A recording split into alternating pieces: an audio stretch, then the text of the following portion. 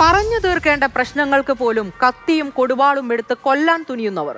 തിരുവനന്തപുരം കാട്ടാക്കടയിൽ ബന്ധുക്കൾ തമ്മിൽ നടന്ന തർക്കത്തിനിടെ പെരുങ്കുളം സ്വദേശി സജീവ് എടുത്തത് എയർ ഗണ്ണാണ്. 2 തവണയാണ് അജിത്ത് എന്ന ബന്ധുവിന് നേരെ ഇയാൾ നിറയൊഴിച്ചത്. നിമിഷ നേരം കൊണ്ട് ആരുടെയും ജീവനെടുക്കാൻ തക്ക പകയിലേക്ക് കാര്യങ്ങൾ കൈവിട്ടു പോകുന്നതിന്റെ മറ്റൊരു ഉദാഹരണമാണ് കാട്ടാക്കടയിൽ നമ്മൾ കണ്ടത്. തിരുവനന്തപുരം ബ്യൂറോ തയ്യാറാക്കിയ റിപ്പോർട്ടിലേക്ക്.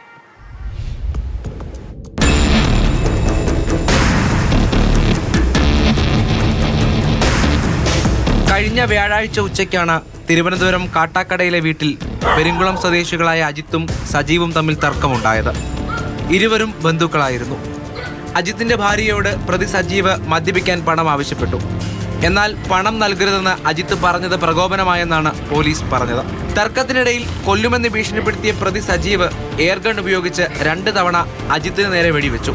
നെഞ്ചിന് നേരെ വെടിവെച്ചെങ്കിലും ഒഴിഞ്ഞുമാറിയതുകൊണ്ട് തോളിനാണ് പരിക്കേറ്റത്. വെടിയേറ്റ അജിത്തിനെതിരെ മുൻപ് കേസുകളുണ്ട്. അതിക്രമം കാട്ടിയ സജീവ് കൊലപാതക കേസിൽ പ്രതിയാണെന്ന് പോലീസ് അറിയിച്ചു. കൃത്യത്തിന് ശേഷം ഒളിവിൽ പോയെങ്കിലും പിന്നീട് അജിത്തിന്റെ വീടിന് മുന്നിലെത്തി ബഹളം വെച്ചപ്പോഴാണ് പ്രതിയെ പോലീസ് പിടികൂടിയത്. വീട്ടിൽ നിരന്തരം വഴക്കാണെന്ന് നാട്ടുകാർ പറഞ്ഞു. വെടിവെപ്പ് നടന്ന സ്ഥലത്ത് ഫോറൻസിക് വിദഗ്ധർ പരിശോധന നടത്തി പ്രതി സജീവിനെ റിമാൻഡ് ചെയ്തു.